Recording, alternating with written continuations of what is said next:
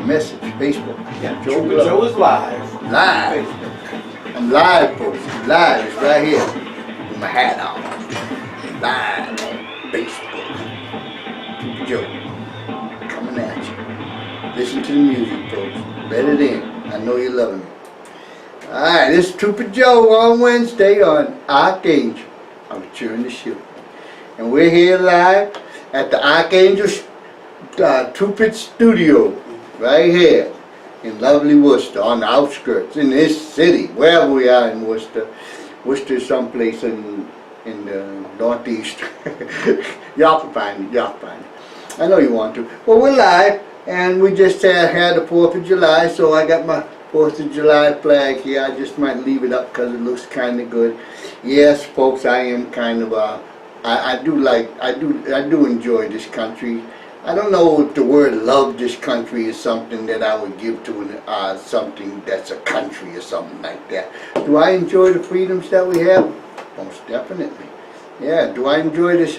I just enjoy the abundance of things that we have to choose from, and the abundance of things that we can do, the emotional freedoms that we have. I enjoy all those things here in this country, so that's why I got my flag up there today. Yeah, and you know, we have the rights to argue all those things too. So that's a kind of a different kind of right and stuff like that. We're in a country where we have an ancestry that has many different cultures to it. Because if I'm talking right now and somebody's from Armenia, their culture don't know what I'm talking about. They can't feel internalized racism like. But then I can't feel what internalized racism for them would be like with the Armenian Holocaust they had. I think it was Armenian or something like that. I can't feel that.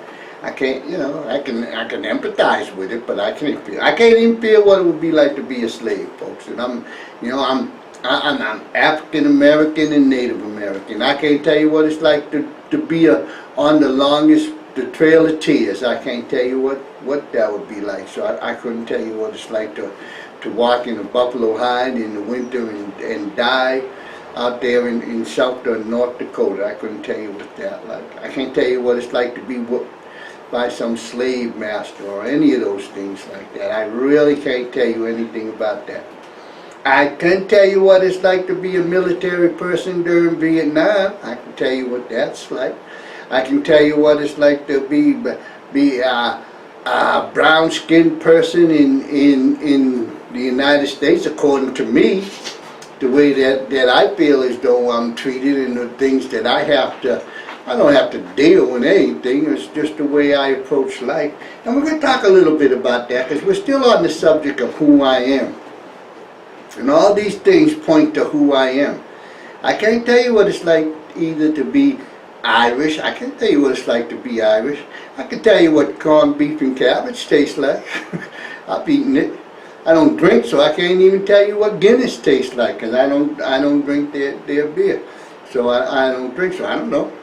And I can't tell you what it's like to be Italian or Chinese or any other Asian person. I can't tell you those things. I can only relate to you what it's like for me to be me.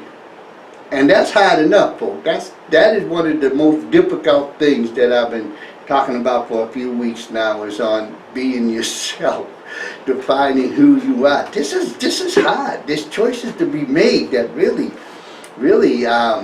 they're perplexing. They have many different approaches to these choices that you make in your life and stuff, and it's not a bad choice. Any choice you make is not a bad choice. Any choice you make is a choice. So if you're an African American person and you choose to just look at the African American history and then assume that this is the whole culture, and the whole culture is slavery, and because of this slavery culture that you made and everything, that the whole world is out to get you because the whole world was out to treat slaves as bad as they can, then you can do that. You can do that, but it's limiting.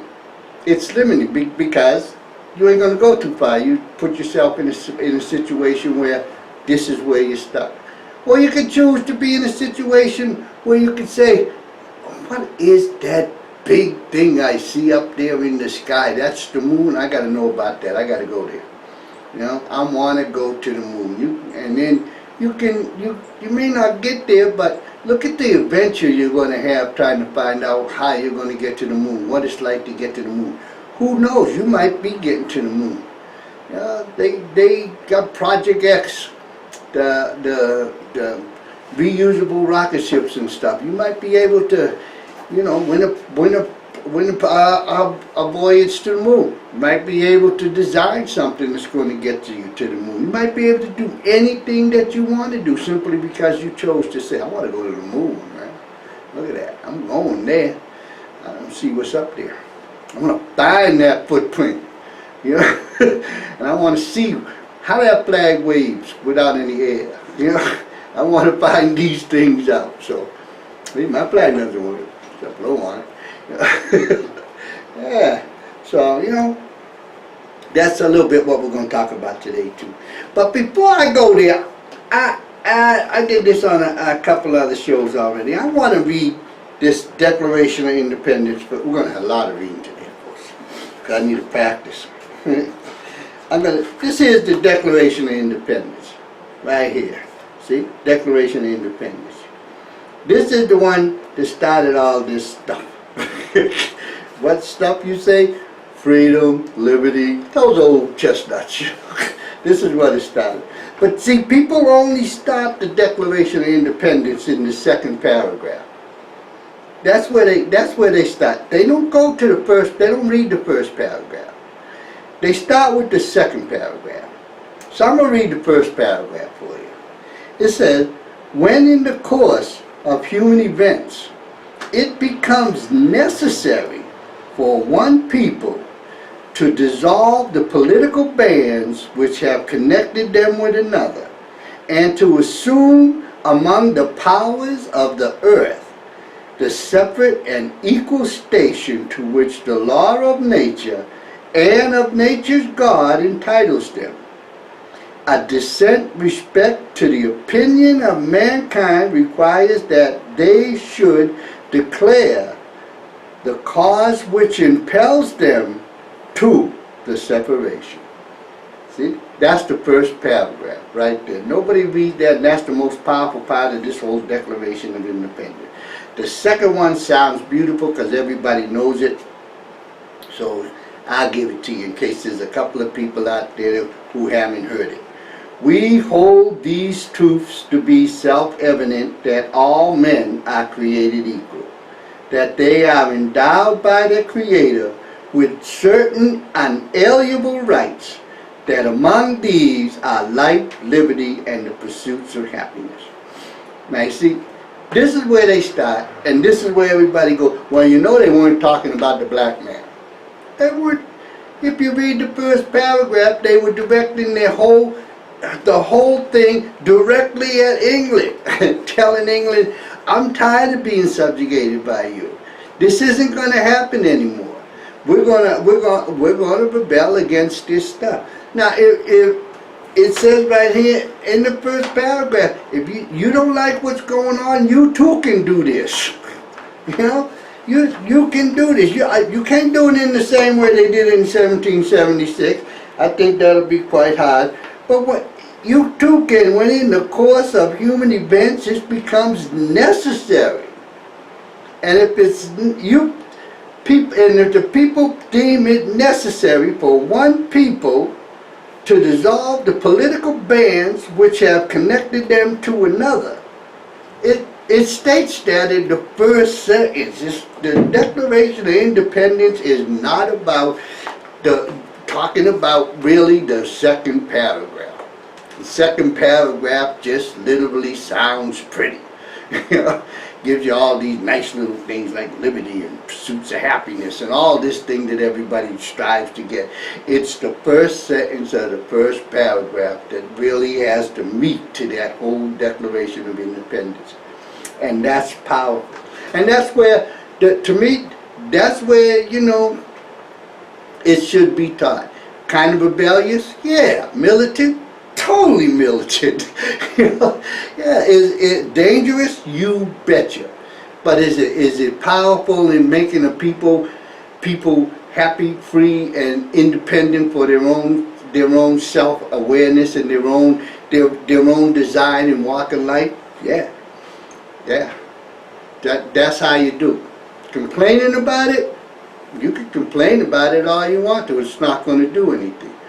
They'll fall right to the second part. You got life, liberty, and you can pursue happiness. They'll go right there. You know, because like I said, nobody reads the first paragraph. So people read the first paragraph and kind of go over that in your head a little bit like that.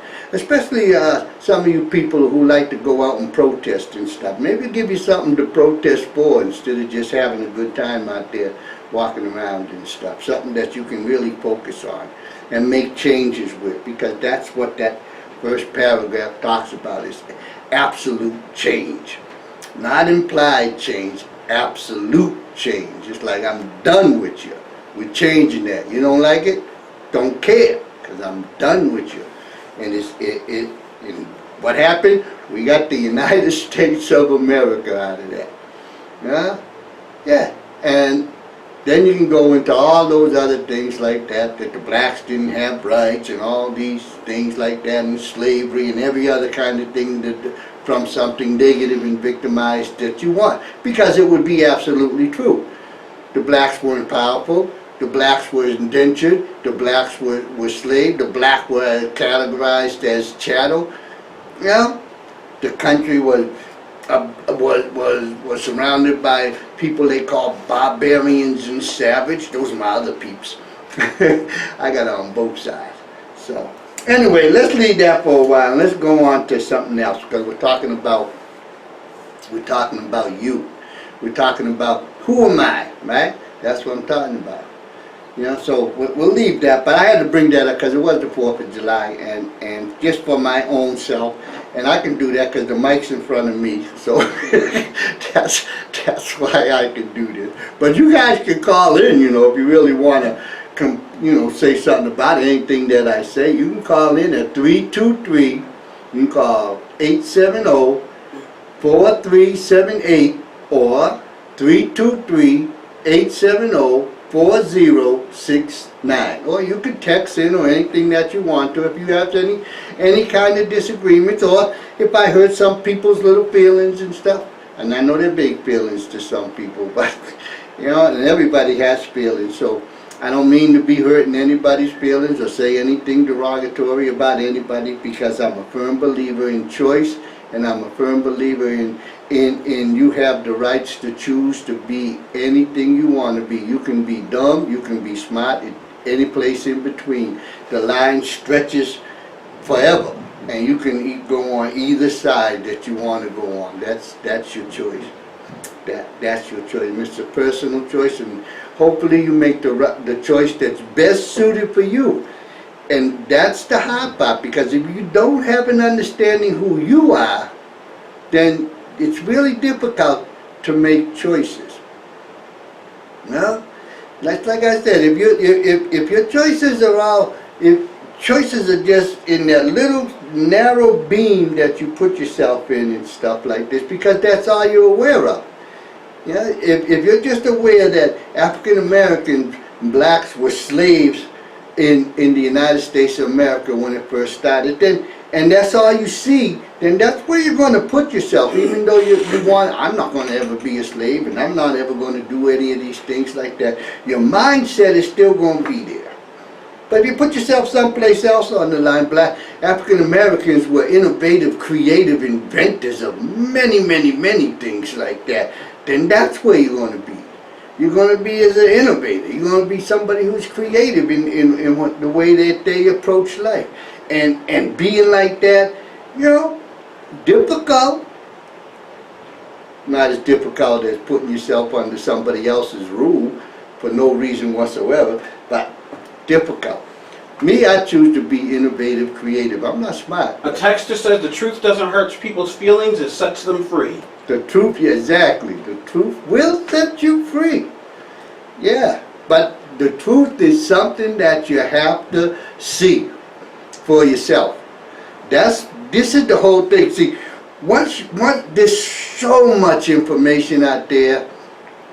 There's so much going on in the technology era, in the science era, and everything like that, in the political era. There's so much stuff going on out there that knowledge has been, for individual knowledge, has been replaced by emotions.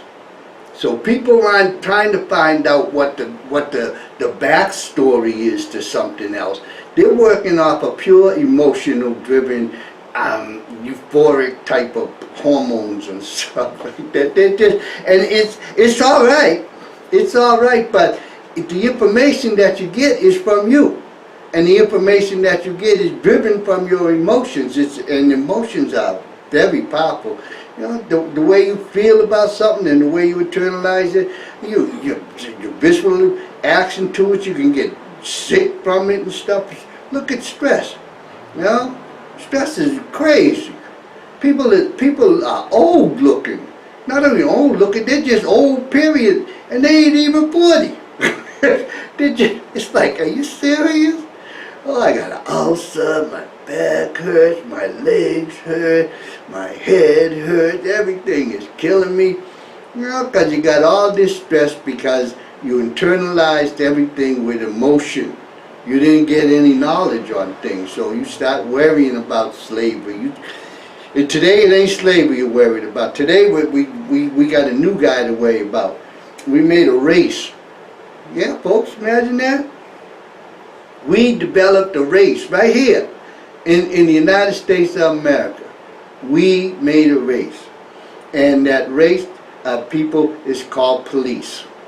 I don't know how we did that. But we look at the police as though they're a race, just like Italians, just like Irish, just like black African Americans, just like Africans, just like Chinese.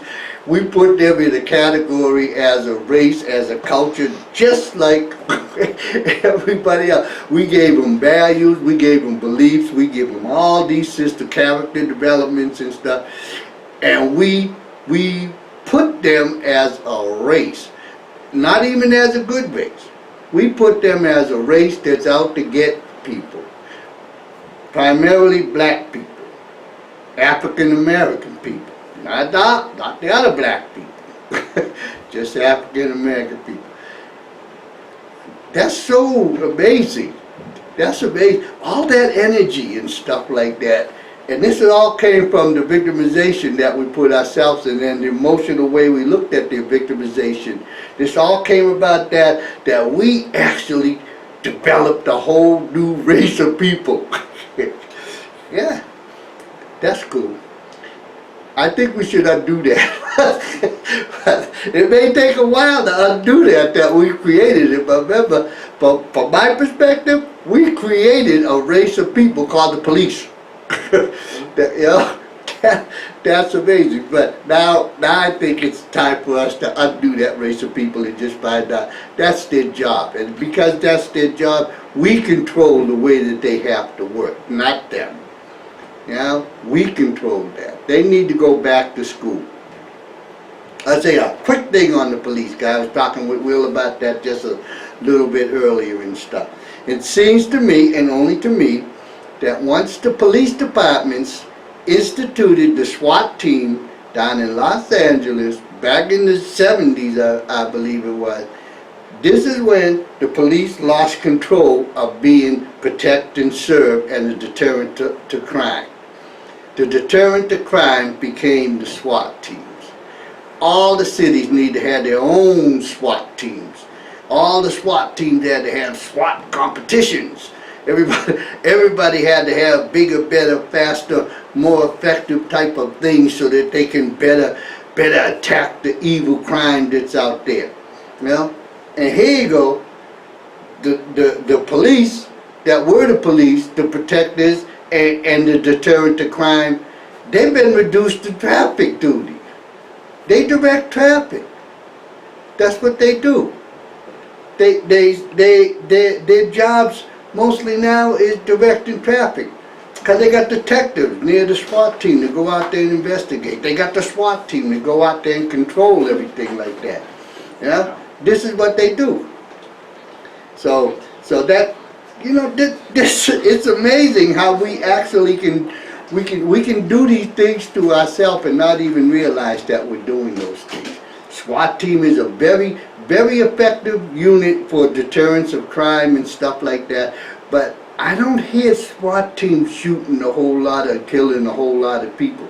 They actually train in deterrence to crime. You know, just their presence alone automatically sets the tone of something's going to happen, and it ain't going to be nice for the perpetrator. You know, police don't have that anymore. They lost that. Everybody thinks if I get pulled over, first thing I'm going to do is take the keys out my car and put my hands up so I don't get killed. Because the police, they want to be seen as SWAT. But a newsflash, when we created this new society of people called the police, this new culture, we forgot to train them. They don't know how to be SWAT.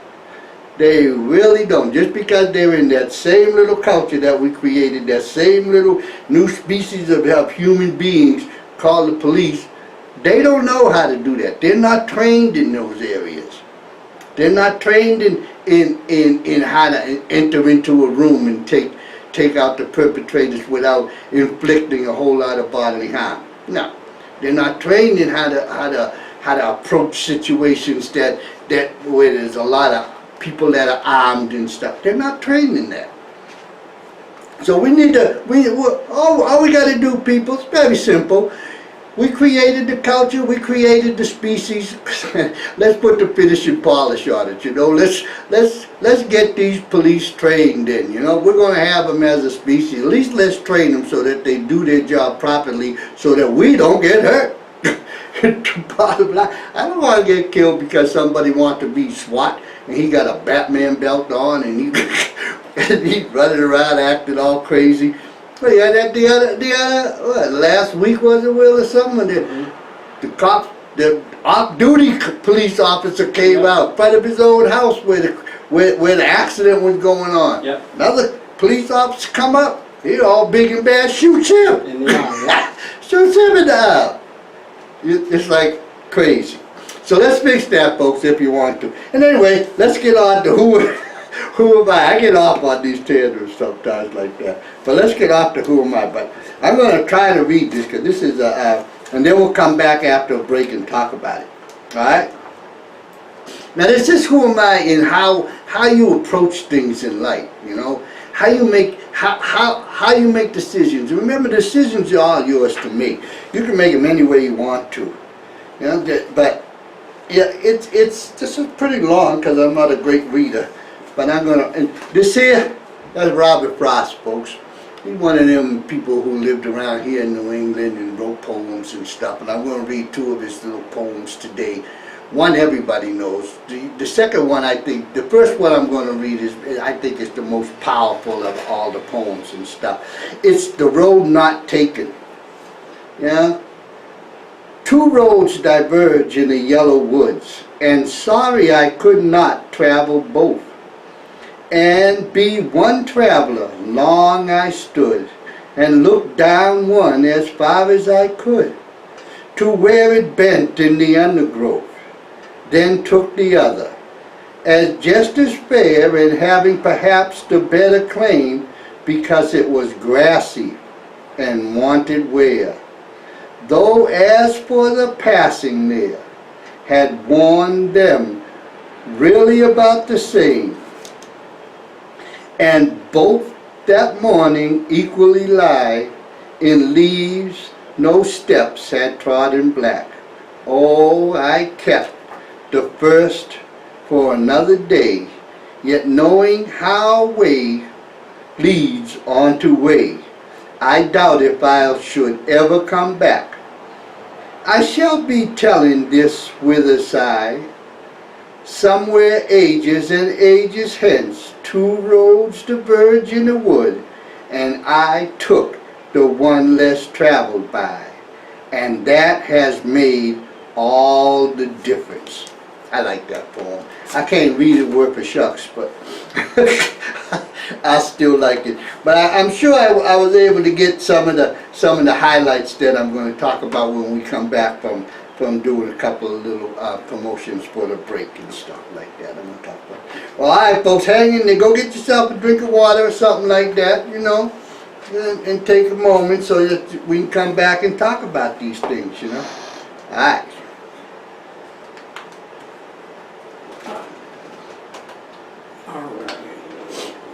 Alright. Now this is the... This on? Yeah.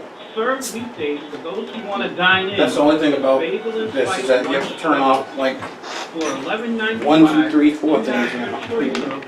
Right to Yo Cafe, 395 Park Ave, Worcester, 01610, or call 508-459-0611. A loyal customer like you deserves a sweet treat like Yo. We're back. All right, we're back, folks.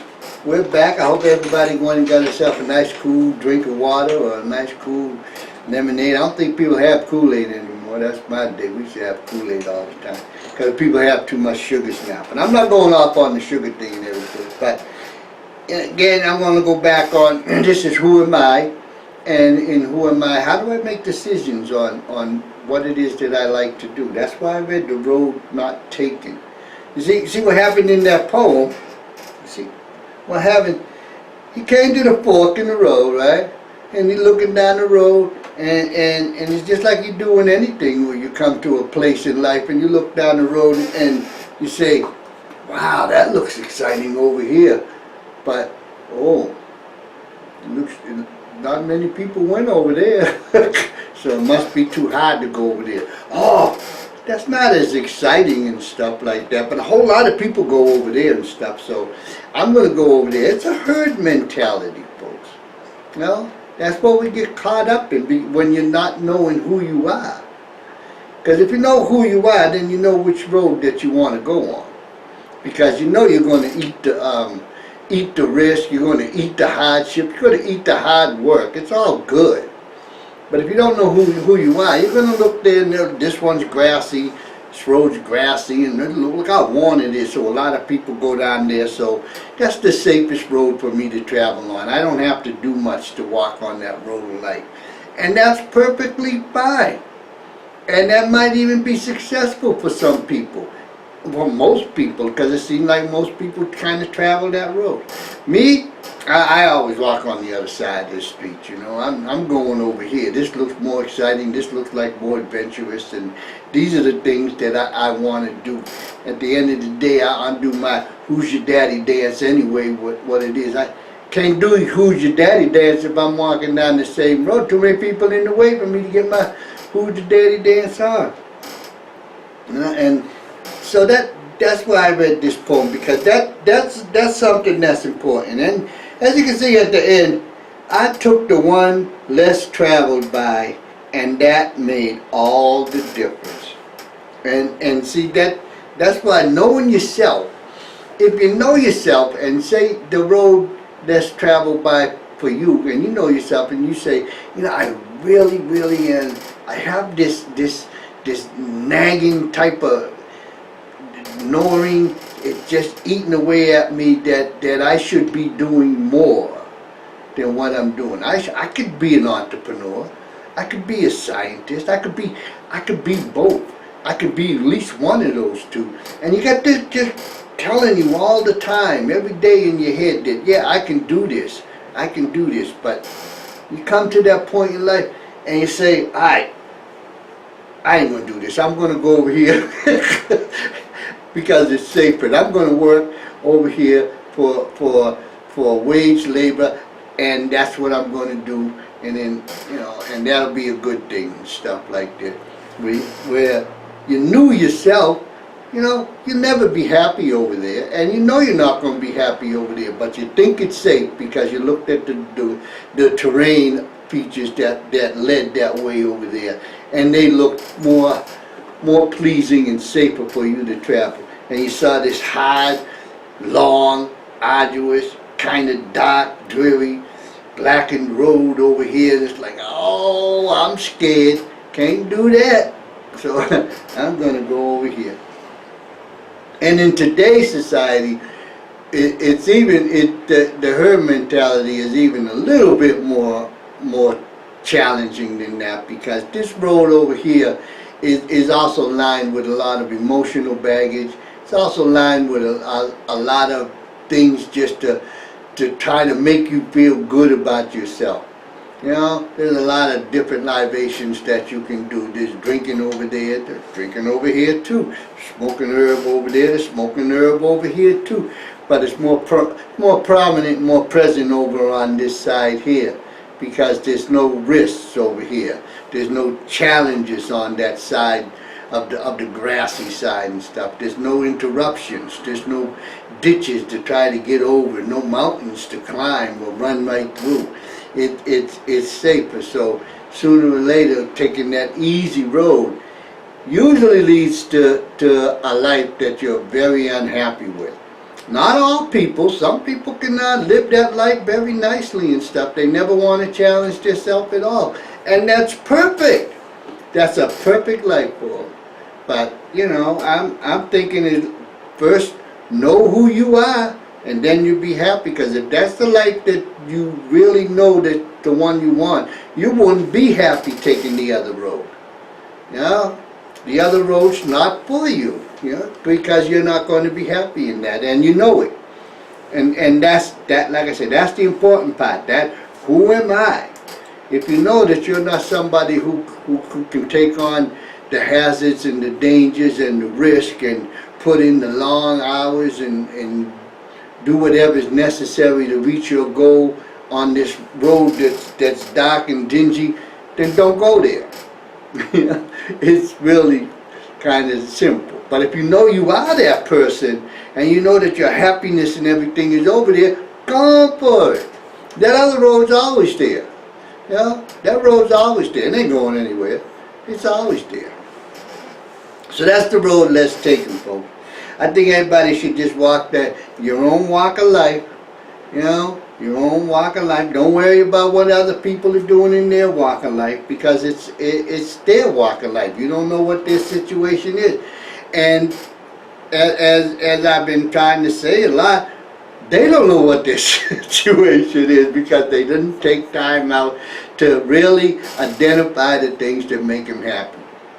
They think the things that make them happy is the things that everybody says a lot. It's how we use words. If everybody said, if you got 20 people lined up and 20 people said vanilla and chocolate chip ice cream, that's the best ice cream in the whole world. I gotta have that ice cream and everything, and you taste it and it's nasty, you're still going to say, that's the best ice cream in the whole world, because people have told you that's the best ice cream in the whole world. People do this. I read an article the other day, and it's a little bit off from this here, but it's like, you know, we accept things after people give us the rottenness, then they water it back just a little bit, and then we accept it. And they were using the spacing on airplane seats. I don't know how many of you fly, probably a lot of you have flown before. The seats are too small now. So the airline's going to shorten them by 2 inches, right? 2 inches is huge. There's 3 seats, that's 6 inches. They're going to shorten the spacing on these seats. Totally uncomfortable in the first place. Unless you're somebody with very, very little stature, like a child, you're not comfortable in the chairs anyway. I don't care what you look like. It's just not happening. You know, so they're going to shorten the distance, you know, the seating by 2 inches. And then all of a sudden they come out with, we had to rethink this here, and we found out that you're right, people, this would, it's true. We did the research, we did all this and everything, and for the comfort of our customers and stuff, we're only going to shorten the seats by 1 inch. Now everybody applaud. No, it's a sacrifice for us, but we're going to shorten the seats by 1 inch. And people accept this. It's like, you're already in a seat you can't fit in. They're too uncomfortable, you know, from the start. And now that they're not going to shorten them 2 inches. They never were going to shorten them 2 inches. They're going to shorten them 1 inch, and you are going to say, oh yeah, that's good. That'll be all right. Thank you very much. See, this is how they use those words and stuff. I know it's a little bit off from the road less taken, but I just had to get that in. Because that's what I wanted to do. It's my show. So, so I did that. But just think about that when you're thinking about all these nice things that people are saying and all the words that people are throwing around, and how it affects you on making the choice on not the choice, on making the discovery on who you are. You know? Because if you're accepting what everybody's saying and stuff like that, then you want to be like that. So if everybody's supposed to be intellectually astute and real intelligent and not have any fun and never go fishing, then you don't know how to bait a hook. But if everybody supposed to be archangelish and live a life of chivalry where you're doing things for people, not for your glory, but for just the privilege of doing things for other people, then you should go there. But these are all words. It's all how you feel about the situation, where you want to fit within the situation. Everybody wants to be chivalrous, no doubt about it. Some people feel that if they're too chivalrous, somebody will laugh at them, and these are because of words and stuff. And everybody wants to be intellectual and scientific and academically among the people up there on the higher tiers of knowledge and stuff. But they didn't put the work in, so they know they can't be like that, but they want to be like that, so they fumble with topics and stuff, and they never get beyond the big print in the newspaper, or the cover of a magazine or cover of a book. They never go deep. But they can fit within the society like that, but they can never be within the society. They would just fit right along the periphery. Yeah. So that's the road less taken. So folks, when you're thinking about who you are, think openly about who you are. And think about those 2 roads, and you're thinking, I really want to do that. Yeah? So here I go, I'm going to try that there, And to quote the great Yoda, do or do not do. Don't try. If you're going down that hard road, go down that hard road. If you're not, go down the other road. But don't try, because you already set yourself up for failure. You do or you do not do. Yeah, that's what it is. But take as much time as you need before you make your decision. You take all the time. It's like there's no rush on your life. It's your life. Take all the time you need to make your decision on going down that road or going down this road. And as we all know, that's going to lead me to the second poem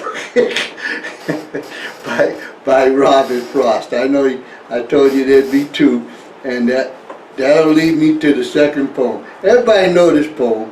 Everybody like this poem, so I'm gonna read this poem to them. This is a powerful poem. This is a powerful poem on finding out who you are and making those decisions. All right, we ready? Y'all comfortable? Y'all sitting by the fireplace, got the fire going? Yeah? Okay. Listening to the crackling wood in the fire and stuff. They'll have it anymore. You just turn the gas knob and the flame comes up and it got this make-believe wood going. Okay, this is the poem, Stopping by Woods on a Snowy Evening. Right? Everybody know this one. Whose woods these are, I think I know. His house is in the village, though. He will not see me stopping here to watch his woods fill up with snow. My little horse must think it queer to stop without a farmhouse near. Between the woods and frozen lake, the darkest evening of the year. He gives his highness bells a shake to ask if there is some mistake. The only other sounds that sweep of easy winds and downy flakes. The woods are lovely, dark and deep, but I have promises to keep, and miles to go before I sleep, and miles to go before I sleep. That's powerful. That's powerful right there. Miles to go before I sleep. Yeah? This, we could spend weeks on this one poem like this, but we'll go down towards the end. Miles to go before I sleep. And we'll jump back up a little bit. That's the whole thing. Yeah? You got promises to keep. That one promise that you should make sure that you keep, and that one promise that you should keep in all truth and honesty, is the one you make to yourself. If you know yourself enough and you promise yourself that I'm going to do this, then keep that promise. You know? And as you could stop and you can enjoy the scenery and stuff just for a little while, but you can let your conscience be like that little horse, right? What am I doing stopping there? You know, I got this promise that I got to do this here. I'm going to do this. I'm going to do this for me because this is me. This is what I want to do. You know? Don't do it for your loved one. Don't do it for your children. Don't do it for your wife. Don't do it to please somebody else, to make somebody else say, oh, you're a nice person or anything. Keep that promise to you. Find out who you are. Find out what motivates you, what moves you, what makes you happy, what's emotionally satisfying for you. And then do that. Make that promise that I'm going to do that. If it's playing video games, play those video games, you know. And then, but you might even decide to create those video games. But if you make a promise to yourself to create that video game, keep that promise to you. You know, because, you got miles to go before you sleep. And miles to go before you sleep. That tells it right there. It's hard. It's a long distance. It's not a little tiny sprint across the 100 meters. No, this is a marathon plus. It's an ultra marathon plus. It takes a long time. Those promises to keep for yourself, they take a while, but they're the most satisfying thing that you'll ever do. And there's short promises you can keep for yourself too. You might promise yourself that you want to lose weight or gain weight, or that you even want to run 100 meters or something like that. Keep that promise. It's going to be hard work just to do that, but it's going to be fun work because it's the promise to yourself. And it's going to be, if you chose to do it because that's who you are, then that's who you are. And you can't go wrong. You can't be unhappy doing those things that make you happy. And this is powerful. And your conscience is just like that little horse. He ain't got a name. His name is my little horse. My stinking queer to stop without a farmhouse near. Between the woods and frozen lake, the darkest evening of the year. How powerful is that? Your conscience, the little horse, is saying, alright, what am I doing? Just doing absolutely nothing. There's nothing here. It ain't even comfortable. This isn't doing anything for me. Why am I stopping? Why am okay, I seen it. Oh, that's beautiful and stuff. I did that. It's dark, it's cold, I'm uncomfortable. Time to get going. This is what the thing said. Because you chose to, you know who you were. You identified who I am. And then now you want to be that person. You're making a promise to yourself to be that person. All of a sudden, you stopped. And you seen something else over here. It's not you. It's not you. You're looking at it and stuff like that. And while you're looking at it, you're thinking, like I said, whose woods these are, I think I know. You say, I think I know this here. What's this lifestyle like? You know, I think I can understand this here. And then the house and stuff, we don't need that. So you stop to watch the woods fill up with snow. You know, you stop to enjoy the beauty of the surrounding of somebody else's dream. You know, but that's as far as it is. It's somebody else's dream. It's not yours. And he ain't even there. He's in the village because it's cold out there.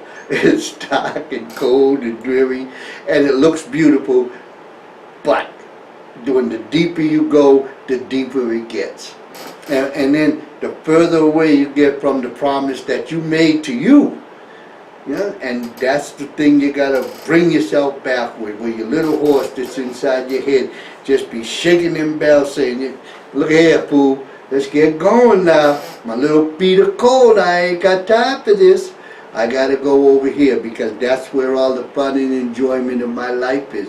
These are the things that make me happy, and I ain't got time to watch somebody else's happiness, and I ain't got time to stand around and be cold watching somebody else's happiness, you know?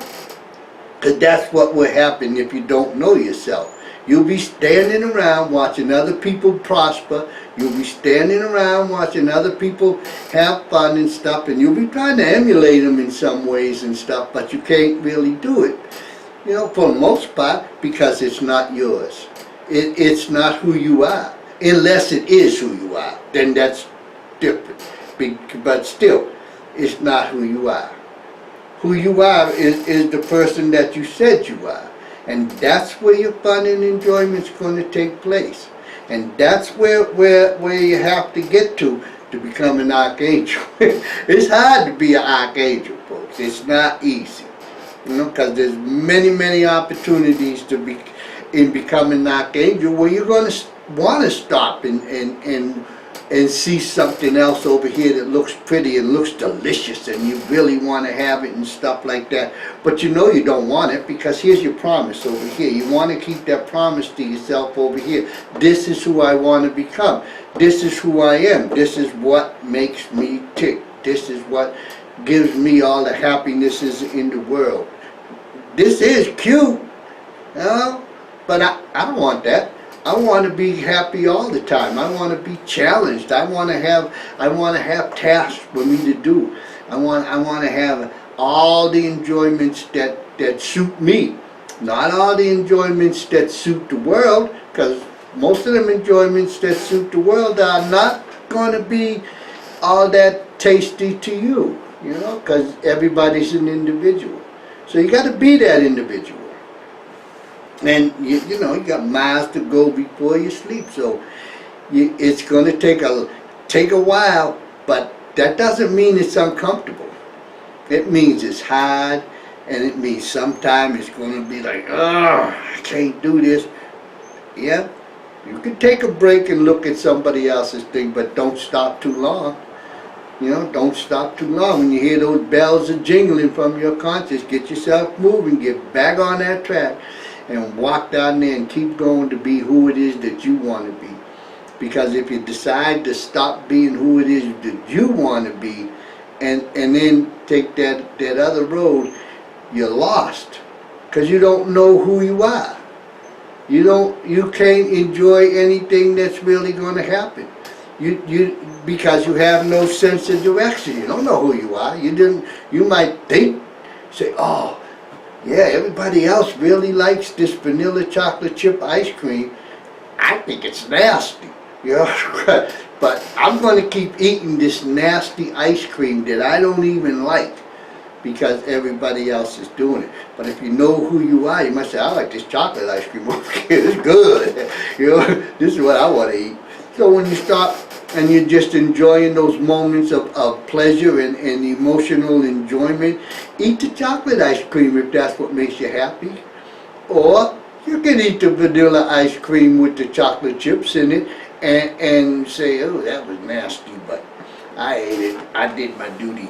My due diligence is done. So folks, like I say, it's not easy, It's not easy to identify who you are, but it is a lot of fun. And it is challenging though, because there is so much out there now. There's so much going on in the technical worlds and everything like that, that it's behooving to you to know who you are. And one thing that's I think is going to happen, and y'all can write this down on your date books and stuff like this if you want to. I think that society, I'm closing now, so I'm going back to the police. That's just that cultural society that we created, called the police department, is going to have an evolutionary moment within itself too. All those police that we created as those nice, who have nothing to do and they want to be part of the elite team of SWAT, they're going to be out of work soon, folks.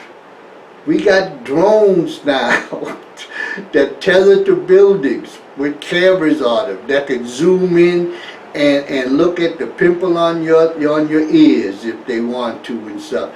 And all you got to do is map out the city, have interlocking well, those are fire positions, but basically interlocking fire positions like that to encompass the whole city. Big Brother doesn't have to wear a blue uniform anymore unless he's part of the elite team. You know, everything else will be done by drones. And this is going to come, I'm giving it 2 years. I'm giving it 2 years. It's been experimented with just last night down at the Esplanade. They had 2 drones up there in the air, flying over there, monitoring everything that was going on. And it's obvious it's going to happen. And once that happened, why do they need the new culture that we created? Why do they need this new group of societal species that we created, the police? Nah, we don't need them. When you got an elite force who does the deterrence to crime, they'll increase the elite force just like they did in the military. You know, other than the support people, medical, cooks, supply, everybody else is special ops. It's like, wow. So that I wanted to just finish with that. I don't know why, but I did anyway. But people, I hope everybody had a good time listening to the show. And we're going to move a little bit away from that next week. We're going to move away from who I am, you know. And hopefully people can, if you get a chance to read Robert Frost, you know, read Robert Frost. I suggest that. There's another one in it, but it's real long. And if you get just sitting around and you want to read something, it's the, I know what it is too, because I really, The Death of the Hired Man. It's a little bit longer, but it's good. You know, that's a good one. Robert Frost, really, if you take the time to read his stuff, and you take the time just to go through it a little bit at a time, you're really going to enjoy it. And it could be eye-opening in you just making decisions about you being you. Or just listen to the great and wise, wonderful Yoda. Do or do not do. You know, that's simple. Well, I'm Cooper Joe, and I want to tell everybody to have that fun and just enjoy the summer. All right, well, I'm out.